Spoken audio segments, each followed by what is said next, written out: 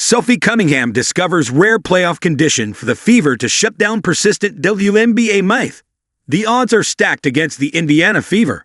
After welcoming about 9 new players as the opening day roster crumbled, HC Stephanie White still has to figure out the perfect group. They don't have Caitlin Clark or Sophie Cunningham, and their guard lineup is weeks old. Then, based on the final seeding, they stand poised to face either of the two top 3 teams, coming in with a hot streak. But in the chaos, the Fever might just have found some relief. The WNBA's top 8 teams are itching for tip-off on Sunday, while New York, Atlanta, Las Vegas, and Minnesota are obvious favorites to win it. Stephanie White has asked not to count out Indiana, considering just how resilient the team has been this year. But they need a perfect setup, the perfect conditions, in order to be effective even as an incomplete unit. Luckily, Kathy Engelbert came in clutch for the Fever this year. On the latest episode of Show Me Something with Sophie Cunningham and Wes Wilson, the Indiana Fever star drew attention to recent rule changes in the league that might benefit the team greatly. Something they have changed for this year, which maybe a lot of fans don't know, is like last year, you would play. Say we get matched up with Atlanta. We would play the first 2 games there, and if we steal one, then we come home. This year it's 1 there, 1 here, 1 there, so 1 and 1, she explained. And at first glance, it doesn't seem like anything special.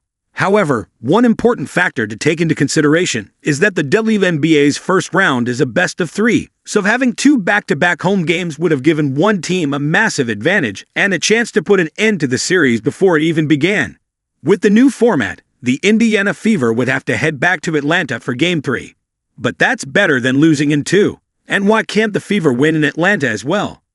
Gone are the days when home games spelled doom for the opposition, especially for Indiana. The crowd is going to show up no matter where. Not to mention, there's another distinct advantage to the new system, especially if Indiana plays Atlanta. Time zones. The less travel time, the better. I think I'm really leaning towards Atlanta because you're in the same time zone. The flight is like an hour 15. Like if you get in Vegas, it's different time zone, a longer flight. Cunningham said, pointing out exactly why the Dream would be an ideal matchup for them.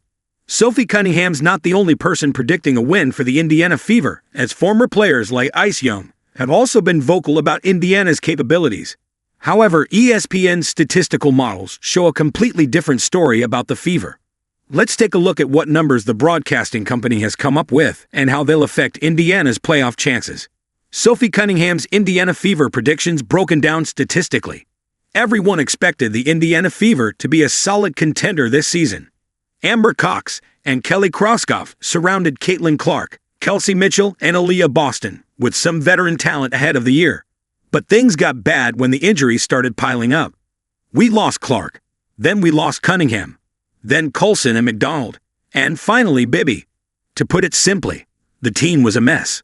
But even 2 weeks ago, ESPN's Basketball Power Index had the Indiana Fever marked with an 88% chance to make the playoffs, 28.1% chance to reach the semifinals, 10.7% chance to make the finals, and a 2.3% chance to win the championship. These might look like slim odds, but considering the injury scenario, they were quite good.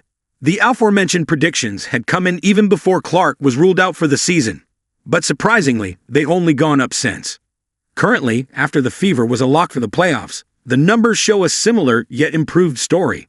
Indiana now has a 37% chance to make it to the semifinals, 15.7% to make it to the finals, and 2.9% to actually win the chip.